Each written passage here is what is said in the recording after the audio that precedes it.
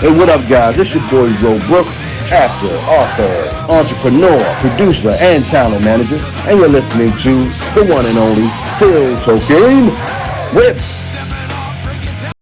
Hey, it's Wednesday. We're back. Last Wednesday of the month. Voices in my head again. Wow. Oh, that's because I have people here. So, yeah, we got a great guest tonight. I'm not even going to mess around at the beginning here. I'm just going to bring him in and go like this. And Jar Jar. Hey, it's me, Jar Jar Jeremy. Welcome to Wednesday. Welcome to Wednesday. Yeah. All right. I don't know about you guys. I've been busy as like all hell. Just dude, it's up just the pool. You guys are doing fun things. You know, before I bring Jeff in, I mean, I don't know about Jeff, but I'm still recovering from the weekend. We drove 9.5 hours to Monroeville, Pennsylvania for Steel City Cannabis Convention. And they were having a reptile expo right next door, dude. I saw that. What a weekend. What a weekend, man. What a great show. I mean, if you guys haven't seen Steel City Cannabis Convention or their Pittsburgh Mega Reptile Expo, there's another one in September, man. Get your tickets and head out there. And yeah, Jeffrey. Yeah, it was bakes and snakes. Bakes and snakes. You know, it was a lot of fun, actually. You know what I mean? Right. I'm not a big reptile guy, but I held a few snakes in my day. Yeah, inchworms don't count. So, but yeah, no. Not only is it the last Wednesday of the month, but if I am not mistaken, yes, this is also our 200th episode. Correct? Yes, it is. Last week was supposed to be the 200th episode, but unfortunately, the guest's computer and technology wigged out on us, and life goes on. But without any further ado, Jeffrey, you want to yes, let's bring him right in. So, supposedly, this guy writes stuff, and he's worked with some really cool people from what I was reading. He writes. I do read. So, Dustin Warburton, how you doing, buddy? I'm doing good. What's up, guys? How are you? So I'm good. What day is it? Wednesday, right? Yeah. Yes. Yes, it's Prince Spaghetti Day. Yeah, I'm in that blur right now. Just but yeah, what's going on? Yeah, it's still a weekday, so the weekend's not here yet. Although you probably think it's a weekend every day now, right? They all blend in together. They all just kind of blend in It together. depends on what I'm doing for work in the moment too. It's like the schedule can get crazy. So right now I'm in that zone of like the sessions. We're working on numerous projects, but this one project we're doing a lot of night sessions. So I actually work tonight, not long from now. So yeah, but that's how you get that. That's how you got to get stuff done, though, right? Right. Do you keep yourself to a strict schedule? Oh well, I my writing partners on this project I'm doing right now, they're all out west, so it depends. So sometimes, unfortunately for me, being on the East Coast, my sessions don't start until 8:00 sometimes at night. So you connect with those guys via Zoom or some kind of we just get on the phone, Zoom. Okay. We we use Google Docs. That's what we've been basically doing for years. So nice. Gotcha. Yeah. It's got to make it a lot easier to collaborate with people from all over the place, then. It's really cool. I mean, it's when I'm very old school in terms of like I can't stand cell phones and the internet, social media. I'm not really into that stuff. But if it wasn't for the connection that we're able to do with these phones, I wouldn't have done a lot that I've done. Like I wrote a book years ago with this boxing champion from Russia, but he lived in Australia. So the time difference, I was waking up at like 2 or 3 in the morning sometimes to do sessions, just because. But so yeah, I have to credit technology in a way. It's got a lot of. I've been able to utilize it really well. Right. So what do you help people like write their biographies and stuff? No, I've never done. I'm a fiction writer, so I've been asked to do biographies before, but I've never done one. I've never really wanted to do that. But okay, so you're just collaborating with other people that have other story ideas. Yeah. It's kind of morphed. The very brief version of it would be like I started as a horror writer, and I was 25 when my first book came out. I was published at 17 when I won the New England Young Writers Conference. And so my first book, I had some celebrities endorse it. They, I was able to connect with some people, showed them my stuff, said, hey, if you think it's any good, would you write a quote for the back cover, And so I was able to do that with my first book and my second book. And then it just started changing. Instead of like celebrities liking me and writing quotes for me, it just kind of morphed into like, oh, hey, let's do something. So that's kind of how it happened. And it just took off, really. Yeah. So I've worked with, probably a dozen different. I started my first real collaboration in terms of writing a book with someone was with several athletes. So like Marvin Hagler, Marvelous Marvin Hagler, Dennis Rodman, you name it. So I was able to work with a lot of Hall of Famers and a lot of interesting people. Yeah. So it's been a journey nonetheless. But what did they want to write about that they needed you? Yeah. Like Dennis Rodman, what does he want to write about? And, it's like with Dennis, I mean, a lot of these things just morph, right? So like when I met Dennis, I had a dinner with him and his manager had set it up because I was going to work with Joe Frazier right before Joe Frazier got sick and passed away. Right. And then they were going to be out, him and the same manager repped Rodman at the time. And they were going to a dinner in Boston and it's not too far from me. And they're like, hey, why don't you come have dinner with us? So I was like, all right. So, we went and had a dinner. And at the time I had written I had done my first 5 books were on my own. And then my 6th book was a celebrity collaboration. And that's with the boxer from Australia, Costa Zoo. And I had done one with Costa. And then I did one with my friend Jesse James Leja. He was a Mexican-American lightweight world champion from Texas. Wow. So I did 2 books with them. And then that, they were just interested in that idea. And we're all talking. And next thing you know, I wrote one with Dennis. Like, the idea literally hit us at the dinner table of like, well, if you were an animal, what would you be? Well, you'd be a bull, a wild fucking bull, And right. And the idea came up, and this is before North Korea. So Dennis was a little out of the spotlight at the time, and there was like this lull. And luckily for us, because the book was really publicized and did really well and everything. And then, he went to North Korea, and then that became like all the headlines. So luckily we were able to pull the book off before that because the book would have been overshadowed by all that shit, Oh, yeah. And that was Dennis the Wild Bull. Yeah. That was a trip. Yeah. We debuted that in Chicago and then took it to New York and Jersey and LA, a few other places. Then I brought them to a horror convention in Florida. That was fun. Dennis had never been to a convention before. So, oh boy. So I brought him to that. He was just at a convention up here probably 2 months ago. Now they do them all the time. Yeah, it's funny. Yeah. It's because funny thing is the Darren Prince was the agent at the time. He was repping all these guys, and Darren and I are the ones that kind of connected, and he brought me in to have dinner and stuff with him. But at the time, Darren had never. He was like a really powerful sports agent. Never brought. He repped Magic Johnson, a lot of guys, and he'd never. The conventions were like beneath these guys, and I kept telling them for like a year. I said, look, we go to a convention. The convention's not like the bookstore taking a cut and all these people taking cuts. Like, go do one show. And we did that one show, and then that was it. Like, I never did another show with those guys because they just went off on their own for shows. Because, right. He repped Hulk Hogan at the time. So that's when Hulk started doing conventions. Oh, nice. All his whole roster. And they were crushing it. So it was like, oh yeah, absolutely. Yeah. I mean, I think one of the most famous people, or one of my most favorite people that you've worked with, was Hector Camacho Jr. Hector's a good friend of mine. Yeah, and Hector's just a really good friend. And I'd met his dad a couple times. And when his dad was murdered, it just kind of like the idea came out. It wasn't even about like, hey, let's do a book about your dad. It was just I remember him telling me how he had to tell his daughter how grandpa's gone.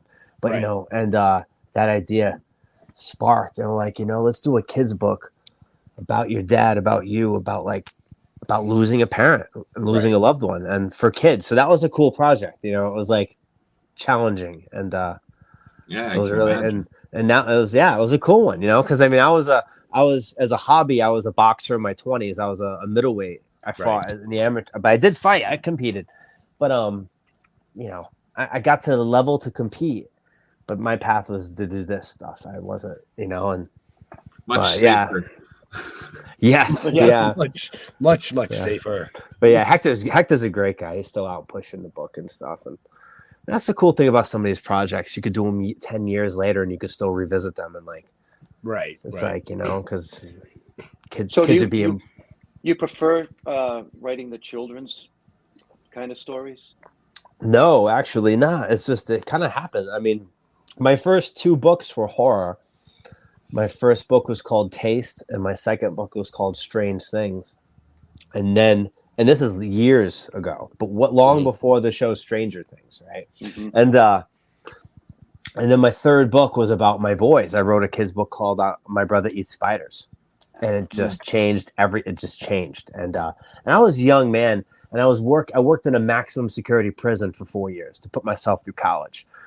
So from 22 to 26, I worked in this prison. And you don't strike me as that old, and yet you seem to have a pretty full life already. Thanks. Right? I'm 43, so it's Oh wow, you wear it well, man. Oh, thank you, man. Yeah, I wouldn't have guessed 43. Thanks. See, I stay active. You know, I snowboard all winter, and I scuba dive. You know, I hike mountains and shit. Like, well, yeah, you live in the mountains, so yeah. I have to transit. My brain doesn't ever stop, so it's like I have to transition to do things. But you know, like scuba diving is like, I just got certified 2 years ago, but I've been snorkeling all over the world forever. So I'm obsessed with, you know, the ocean. That's sharks. really cool. Yeah, it's fun, you know. So, but yeah, it's been a journey. I mean, you know, it's like when I wrote My Brother Eats Spiders, it just opened up the doors, you know. Was that based on on truth? No, but the whole idea of it was like the older brother telling the story about how his little brother eats spiders. You know, he does this, he catches them like this, and everyone says this, and the whole story, you're trying to make sense of it, and then in the end, you're like, well, maybe I'll try one. So it's almost like, you know, like, yeah, it's just like, and once you can get past the fur, it's okay. You know, it just kind of happened, and I don't know, it was and that shifted my entire writing goal to start. I never in a million years intended to be a children's writer, right? So it was like, you know, but the kind of cool thing too is that I always wanted to go to film school and all that, but my parents didn't have the capabilities to send me to film school. You know, my dad was a carpenter, my mom was a nurse, just regular low-key people in the woods, and I grew up on a lake, and but I always knew that if I could, you know, as a writer, if I could somehow get a book done and another one that would take me to film somehow. Right. And it did. And a movie director found my second book and called me up and became like my mentor and taught me how to fucking do film. And is Tibor Takis. He created Sabrina the Teenage Witch, The Gate, all this stuff. And it turned out to be him. And then he directed my film Spiders, which I in 2013, we sold we sold a movie. So it was one of those things where it's like, I took a break. Like I started in horror, went into kids and film, took a break on writing the horror books while I pumped out a ton of kids books, but then made a horror film. So it was like, it was humbling, I guess, you know, it came full circle. Yeah. It was cool, you know. Now, do you find it easier writing the horror novels or the children's novels? You know, God, it's it depends on the project. I have a horror story that I've been working on forever, and it's not done yet. And it's like, so it's something funny too. Like when people are like, granted, if all the money's there, people can go, you know, that's a different story if someone's financing you to create, right? Right. So that's never happened. We're always just like crazy artists have to create what we do, and hopefully it can get out and do well. And so when I see like people starting out and they're like, you know, part 1, part 2, part 3, you know, part 4, 5, and they do all of them together. My first book, right? I have been working on the sequel to that since I wrote it. Off and on. And I literally wrote, I have the rough draft done years ago, 20 pages of art, edited, and I still haven't finished it yet. And it's like one of these things where when it finally does come out, it's probably going to be like, because I'm up to 14 or 15 now, and that's not coming out for a few more years, every bit of that. And I'll probably put out another 1 or 2 before then. So yeah, the sequel to my first book will probably be like my 18th book in realistic, like 20 some years later, you know? So I mean, it's just like, but then some stories come to you quick. Right. Some don't, and some you struggle with. And it's like looking back at my work too. I'm my own worst critic. So I'm always looking at my stuff like, oh, this one sucks and this one's all right. And this did all right, you know, but they all served a purpose, you know, they all did something for the work, you know? Right. Do you have a favorite? I have a few, I guess, you know, I My Brother Eats Spiders is still one of, like, I love that. Like, people love that book. And, it's one of these, like, obviously I'm not rich, you know, but that book came out a long time ago, and I'll have people reach out to me and be like, I got that book 15 years ago, and it was my kids loved it, and now now my grandkids are reading it, and it's like hearing that kind of is really interesting, because sometimes for a lot of years I did several conventions a year. I do bookstores, libraries, schools, workshops, festivals. You know, I do at least a few gigs a month in addition to working or whatever. And the last several years, I only do a few gigs a year now. And so sometimes when, like, you're working behind closed doors so much and you're not doing many signings anymore, you forget what you even do. So it's like sometimes I forgot that I've even done this shit. It's like, but Chiller Theater had me as a guest, you know, last month, and I had a bunch of people come up and they're like, "Oh my God, we've gotten your books for like almost 20 years." I'm like, "Oh my God, it's been that long." So sometimes it's like motivating, you know. It's like, fuck, I got to get back to work here. Like, you know, I'm doing stuff, but like, oh man, like, but yeah, it's just they're all like. They're all different. They're all living entities that kind of, you know, sometimes you can create them fast, and sometimes, you know, you work on something for 6 months to a year and then it doesn't work. And you're like, oh, I have to start over. You know, that's wild to do. I mean, it's you know, as a poetry writer, it works the same way. Sometimes you can just sit down and bang these things out. But I still have stuff that I've been working on for 10, 15, 20 years. It's not done. Yeah. It's I have my folders. There's something missing. It's not done, you know. And you get stuck on which way you're supposed to go. So you just put it aside. Yeah. And then I go back to it. And I always work on several things at the same time. Like I always work on a few things at the same time. Always. Oh, like, and it's kind of boggling my mind. So I'm able to, like, bounce back and forth, you know, which helps. So sometimes something I'm working on here might help me over here. Like, but I can't write like that. Going from horror to kids stories though is interesting. I've been able to switch it, you know, like to just like go from, you know, I remember this horror film I wrote called Black Asylum. They did they did a 5-minute teaser, and they had like Keith David in it narrating. They had Billy Drago and a bunch of actors in it. It was really cool. But you know, when I was writing that, I was working on the I was working on a kid's book with John Amos about race, a world without color. So like I was working on this like nice, beautiful, sweet story, and then I'm like going over to this other world where these mental patients are ripping people apart. And shit. I was like, so it was like interesting to do that, I guess. Yeah, I guess that's the way you balance yourself, though. Kind of like your own zen. And then I've done some scary kids books, which is a cool blend. You know, like I did one called it originally was called The Little Monsters Guide on How to Scare Children. And then when they revamped it, they just How to Scare Kids. Yeah. You know, and so that works. And then Tom Holland read that. And you know, Tom Holland, who directed Fright Night and Child's Play.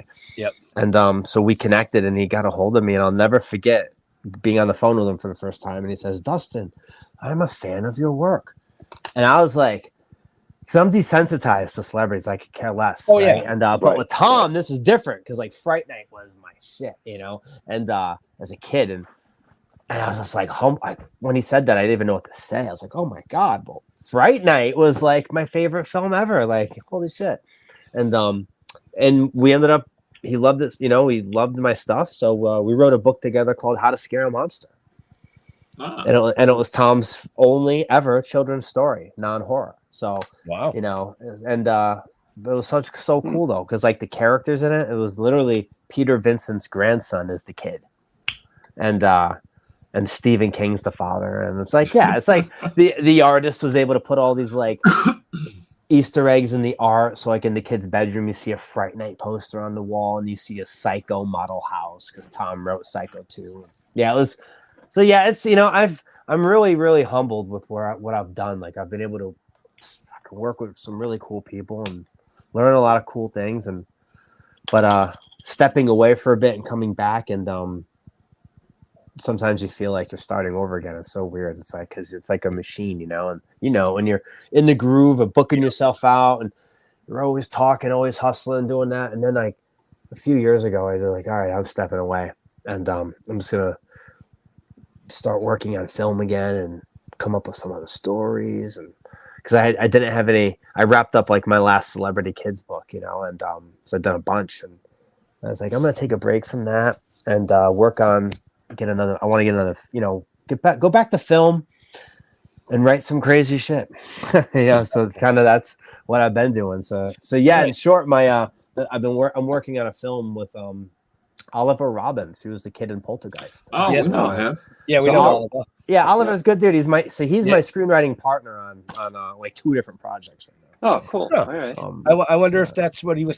We were in Virginia with him last year. He said he was writing a couple of films with somebody. Probably me. Yeah. He's probably talking about you. Yeah, but he couldn't say anything. Yep. Yeah, he wouldn't say nothing about it. Oliver's great. Yeah, I love Oliver. He's a good dude. Yeah. Yeah, he is. Nice guy. Yeah. It's fun, and then I'm doing I got a couple kids books going. Little things I'm tinkering with, and I do have a horse. I don't know what the art is. I'll have to find it, but I do have a book. It won't be out until next year. But it's going to be like a horror novella with maybe 8 pieces of art in it. But Stephen Bissett did the art for me. And that's this legend artist. So I've known Stephen since I was a kid, since I got published at 17. So he was like another mentor. I basically had a few mentors growing up. Stephen, when I first got published, I met him and he helped me out a lot. And then Tibor Takis, really. I mean, Tibor put the time and effort. We spent years and hours and days just working and learning from him. So for me, I'm humbled because I'm like, I look at it still like I'm a nobody writer. And these guys are good at what they're doing. So if they want to spend time and pick my brain and have me help them do something, I must be all right at it, I guess. Right. So that's how I look at it, Just a little bit, right? I don't know. So yeah, and like my most recent book is with Barbara Eden. So that's my last book I put out with her. Wow. So jokingly. Is that another kid's book? Yeah. Barbara and it took us 10 years to do that book. Wow. All together. Because we met in 2013 in Australia when I was on a book tour for a month. She was on the same tour as us, and she loved my stuff, and we took us, I think, like a year or two. It probably took us a year or two to just get an agreement in place because, it's like, once you get agents and managers, sometimes things, I had a lot of projects. Yeah. Oh, I've had a lot of. I can't tell you how many projects I've had not happen because agents didn't want them to happen because there was no startup money. David Hasselhoff, he wanted to do a book with me. Gave me his manager's info, call him, do this, do that. And David Hasselhoff was great to my dad, and he was a good dude. And but the management, they just kind of put that there's no money up front. Let's shut that to the side and move on. Oh, here's some money up front to do something. And that's so that's how things work, I had a lot of that things takes the passion out of it. It does, and it's funny when people reach out to me too. They're like, "Oh, I'm interested in doing a book." Well, how much will you pay me to do a book? I'm like, "You crazy? Like, I'm the writer, man. I'm willing. I'm not getting paid nothing. Like, I'm willing to join you to do something if it works. If it works out, because like I'm picky too. Like, I only want to work on what I want to work on. Right. But yeah, it's the name of the game. So I've jokingly been saying, God, maybe I'll never publish another book again, and I'll leave off with my Barbara Eden because jokingly, right? So my Dennis Rodman book was so big, it almost spoiled us, right? Because it really was. It was like on Oprah and the Tonight Show, everywhere. Every news fucking agency in the country covered it. And to have a book do that, like something you create, you know, it was like, whoa. And my follow-up book was the Camacho book. And that actually was challenging because I remember like you almost got spoiled. I was spoiled for like a year. And then when I came out with my next book, you know, none of the press wanted to talk about it. We had to like really fight to get some headlines and then start doing it. And it kind of like showed me again too. It was like, back to reality here. Okay. So then, you know, with Tom Holland, we were able to get the horror news and stuff. No mainstream would cover it. But, you know, John Amos, we got Wendy Williams and some mainstream there. And with Barbara Eden, though, we were able to get a lot of good stuff. And People magazine featured us and stuff. So that was cool. Oh, nice. It was the first time I've ever been in People. I was never, out of all the books I'd done before, I never was in People until Barbara. So I'm jokingly saying, shit, maybe Dustin Warburton will adopt a pen name. And when they look at the last book Dustin wrote, Dustin's last book was in People magazine. But now I'll create a pen name, you know, and release all my other stuff now with a different name. I don't even like. I've been jokingly saying that to people, like maybe I'll do that, you know, because I don't want to feel that I'll have to start all over again. Put out a book that gets no press. Like what the hell? Wow. But so yeah, do you have a favorite author? I have a lot of them. I love E.B. White. I love E.B. White. Surprisingly, my favorite authors really aren't horror writers. Like I love E.B. White. I love Steinbeck, Twain, Edgar Allan Poe, Bram Stoker, H.G. Wells, H.P. Lovecraft, Charles Dickens. God, Ray Bradbury. Matheson. Yeah, I love the classic stuff. Like I love all that stuff. It's but E.B. White, I always loved his stuff so much. Why? It's something about him. Yeah, he was always one of my favorite. Do you know how he came up with the idea to write Charlotte's Web? No. So he was like famous at the time. It wasn't about eating spiders, right? No. But it was about So he was the brief version. I think was like. He was famous at the time, working for in New York City and like his essays and shit. And he is well known. And he had a farm out, I think Maine, And so he'd go out there on the weekends and get away from the city. And he'd go out to his farm and he had pigs and all this shit. And he was on deadline to write something for somebody. And he had a pig get sick. And he had to take care of it for like a week. Bring it medicine a certain time of day, do all these things to this pig. And after like a week and a half of taking care of this sick pig, he's in his office sitting there and there was a spider web up above his thing and it hit him right then and there. And he called up the people he was working with and said, I'm going to be gone for like the next month or two.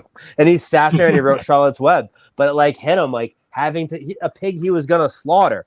And he ended up not slaughtering the pigs and none of them, but he was going to kill the pig. Like he had already done it before. And, but having that sick pig and taking care of it gave him the idea.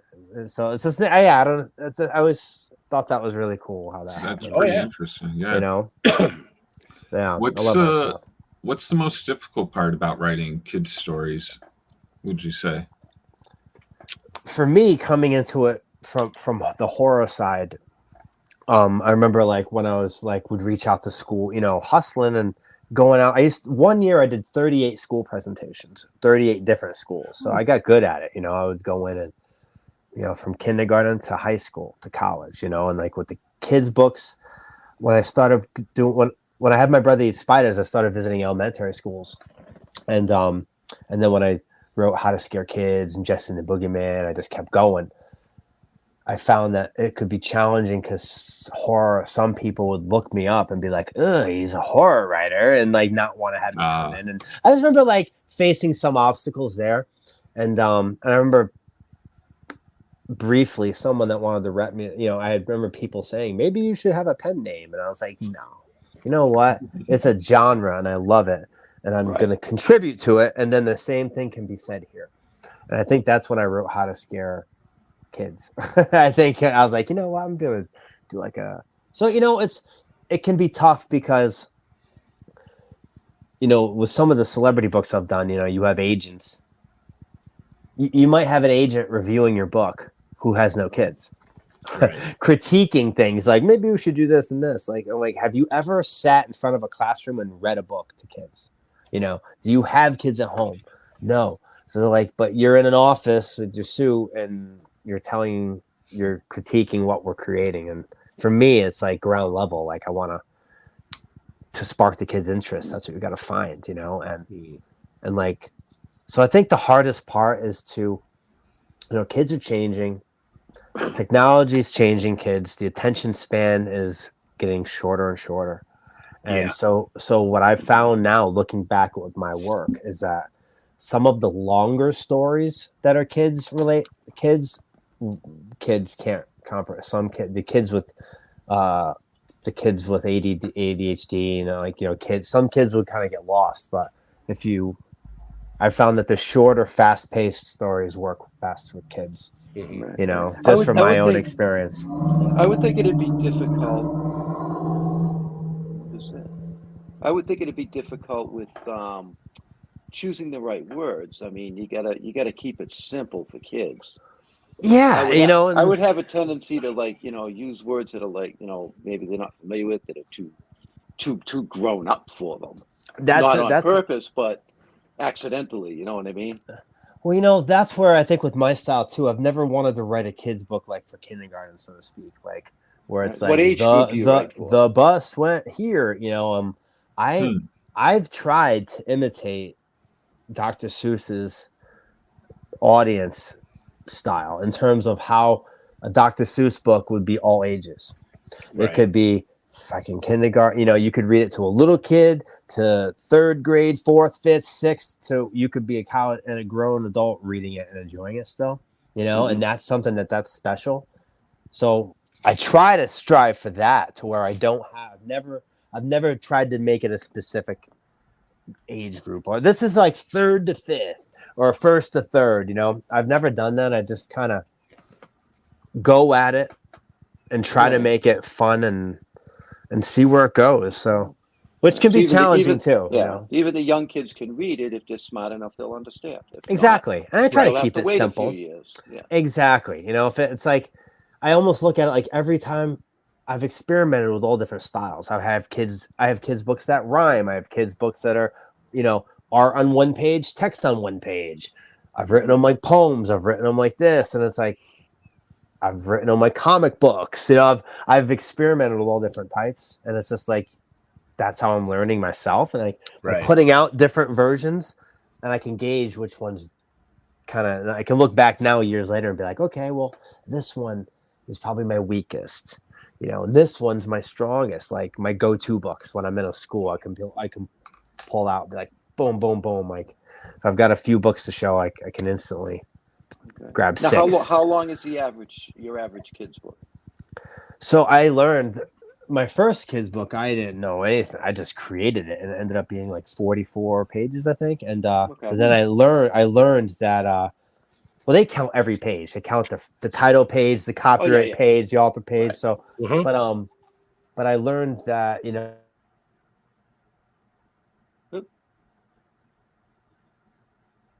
Did we lose his audio? Yeah. Where he has a 30. We lost your audio. You lost your audio. Oh, can you hear me now? Now we can. Yes. There we go. Yeah. I think my phone's dying. Jesus. Yeah. So I've got my own formula that I do that I kind of like break it down and be like, all right, so here's what I have to work with. Here's what I have to have happen by when. And it's weird. Yeah. I've kind of created my own outline. Yeah. Okay. And nowadays, this is like when I did all this is before self-publishing existed, before any of this shit. So it's like now you can be like, upload your PDF into this, and it's published for $100 instantly. We'll do all this stuff for you. But like back when I did this, there was none of that. I had to figure everything out, like we had to create it. I mean, like, God, I wonder if I have this right here. I have all my old artwork. from like a lot of the books and stuff I have, but I'll have to find it sometime. But yeah, I have one of in my second book, Strange Things. I had 6 different artists work on that book, and there were 6 different short stories, and we're figuring out what the hell to do. And like me and Nathan, the one artist I work with, we're literally razor blading the text. Like we had the printed page, we razor blade every line, and then get a plastic sheath and tape them on, and we're like figuring out where the words are gonna go in the bubbles of, like we're like literally creating. Now everybody's like inserting it on the computer and graphic designing it. We're fucking razor blading, print pages and pasting them on the sheets, and then putting in a paper and drawing the circles. They're like, all right, draw your art around this, and we'll paste this in this way. Oh my god! It's like, but I'm glad I learned that way, So now I'm like, I sound terrible. Like now I sound like I'm like this mean old, right? Not old, but like I feel like I'm not racist, but I'm like Clint Eastwood in that movie Gran Torino. Like, get off my lawn, and like a few years ago, I've been. The guys I was working with, the management people that were trying to manage me, they were like, because I'm hard, and they're like, join these writing groups on Facebook and comment once a month and this and that. And I'm like, I can't do this. And they're like, yeah, do it. And they like make me. They're like, you got to get on today and find something and write. And I'd get on and just everybody's like, they want the answers to everything. People are like, how do you do this? And I'd write something, and I had to like remove myself from it all. I'm like, I can't do this, man, because everyone just wants the answers. It's like, go figure it out, Right. Nobody wants to do the work, but they just want to be told how to do it. Yep. I've had so much. Yeah, it's like I did. I'm like, go figure it out, and like people will reach out and be like, how do you do this and that? And luckily, it's funny that you say that, because like Jeff and I, we've known each other 38 years. We both have writing backgrounds in poetry, Golden Poet Award winners, and we revisited something that we started, and we were writing a novel together, and somebody read it and they were like, this would be an amazing comic book. Now, I build houses for a living. He builds high-end furniture, Right. So we were like, okay, well, how do we do a comic book? So we literally just did the same thing you said. We figured it out. Like, we didn't ask anybody. We just figured it out. We storyboarded everything and blah, blah, researched it and found an artist and said, okay. See, that's how you do it. And that's the way to go. And that's what I love about, like, I'm so glad I did this back when I did, and like figured it out. Well, the other thing too is our approach is totally different because of it. Yeah. You know what I mean? We don't have the blinders on. Well, this is how it's done. This is how you're supposed to do it. We did it our way, and it makes it different. Exactly. Right.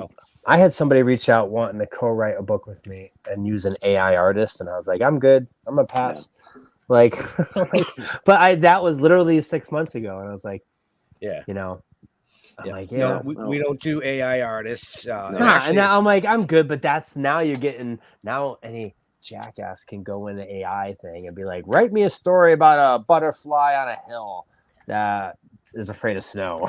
And like, then they'll get it, they'll alter it a few things, and then go stick it in the PDF for Amazon, pay some artist in freaking Madagascar $300 because they got these websites called what is it, Fiverr.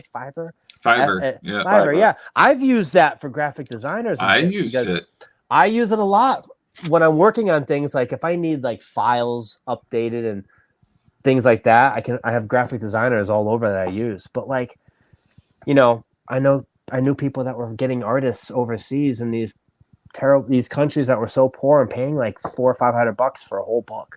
And I was like, it was just mind blowing to me. I was like, the industry has changed. Yeah. I'm like, damn, back when not necessarily for the better. No, back like when we started, we're just like trying to find artists we can trust, and it's hard, It's like, I mean, with AI, AI is just going to make people stupider. Well, it already is. It already is, right? Think. Yeah. Yeah. I mean, like you said, trying to find an artist that you can trust is really hard. I mean, Jeff and I, like I said, we wrote the novel, put the novel on the back burner, and we actually pulled 5 comic books from the novel, which came out first. And we worked with 4 different interior artists and 4 different cover artists. That's awesome. Yeah, You know? see, it's a journey. Everything. Oh yeah, it's like, yeah. right? I mean, we That's did. awesome. We got lucky. We found an artist in the UK Nice. when issue 4 was coming out that wanted to do our cover. And let's be realistic. Your cover is what sells. Oh, yeah. The story inside could be shit, but if what's gonna make it? Exactly. What's gonna, it's funny. I actually have one book here. So this book to this day is one of my favorite books I've done. But it's my second book. But Strange Things is one of my favorites. Oh yeah. Now when you see that, right? It's like I would pick that up. You know what I mean? Right. So it's like, right. But it was Stephen Blickenstaff, a famous artist. He did the cover for me, and for free because we became friends. But my whole idea with this was like a book of short stories. Give me kind of like, I love these demented sick clowns, kind of like Kill a Clown from Outer Space, but different. Right. Opening up the flaps to a demented circus tent, like come on in and look at our exhibits, and that was kind of the whole idea for that. Okay. But I know, like, I've got some crazy covers, and it's like summer. You can look back at some and be like, you know. And that's what I was saying. Is like this guy, he wanted to do the cover of issue 4 for us, and he just killed it. He crushed it to the point where we signed him as an in-house artist. Like he does all our artwork for everything now. That's great. See, once you find, and I'm glad. That's cool, you guys. I've got to go in a few minutes. I just realized I have an 8 o'clock session. But cool. Yeah. So you mentioned clowns. I'm going to assume that you, as a horror fan, you like the Terrifier films. Well, here's something funny. I've never seen them. What? I've seen All Hallows Eve. Okay. But that was it. You gotta see Terrifier. Isn't that funny? See, I am such a bastard that way with stuff. Like, I mean, I don't know. I really am. I haven't seen any of the Terrifier. See, I went backwards. I watched Terrifier first, and then I found out. Yeah, same here. All Hallows Eve. I liked All Hallows Eve. I've seen it. It was okay. I've seen it once. Okay. I liked some of the things in it. I really go toward a lot. I'm not a gore guy. I find that a lot of my work and a lot of my interests are like psychological horror, creature feature shit. I love that stuff. Yeah. And I love 80s. I'm a child of the 80s, so I love 80s horror. Like this, I love Larry Cohen, like The Stuff, and The Stuff's one of my favorite movies. And I love some of the terrible 80s movies that are so bad they're great. Like what Troll 2? That's so stupid. It's great. I don't know why. John Buechler was one of my good friends, the director of Troll, the first Troll. Yeah, he lost his audio again. Yep. Yeah, it's these people that keep calling me for. That's what's doing it. Okay. That's what it is. Yeah, I have that. Yeah. Okay. I'd love to come on again. I mean, God, the hour just went by fast. I didn't even realize we were on here an hour. Right. So this is fun. We will let you go because you have things to do. So let me just go ahead and wrap the show up here. Where do you like interacting with people on the socials? You said you're not a big social media person, but fans. If fans wanted to reach out and say hi or on Facebook. I'm on Facebook. That's it. I don't have like anything else. All right. And just for all you folks watching or listening later, just check the show notes up above or down below. I have all Dustin's links in there for you, even to purchase his books. Oh, man. You guys are great. Oh, man. I want to check out your stuff, too. You got to send me the link to the book you were talking about. I will. I'll send you a link to our website. Yep. That'd be awesome. Jar Jar. Hey, come check me out. I'm on Facebook, too. And let's see. Every Tuesday night, I do splash pages with at 8 o'clock on Facebook and YouTube. And come check out Comic Book Lovers Buy, Sell, Trade, and Auction House on Facebook, where you can buy, sell, trade with, I think we're up to like 50,000 other people, something like that. But yeah, that's about all that's going on in my world. All right. Awesome. Nice. Jeffrey. Talking with the Dead on Facebook, stilltoken.com. Just go to stilltoken.com. All the other links are right there, the Instagrams and all that other social media stuff that I really don't care about because I don't deal with it. You know what I mean? I don't do the Insta shit. Insta what? Instagram Insta sounds like a fucking letter. Yeah. You know what I mean? But Facebook, yeah. And 200th episode, I want to thank Dustin for being here for that one. Thank you guys. Cool. Thank you that guys. was pretty cool. So right.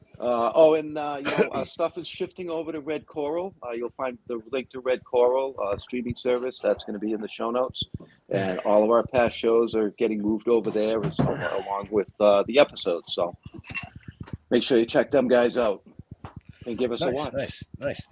So yeah, like Jeff said, just go to stilltoking.com. You can find out everything you want to know about the novel, the comic books, the live TV series. I'll be back, hon.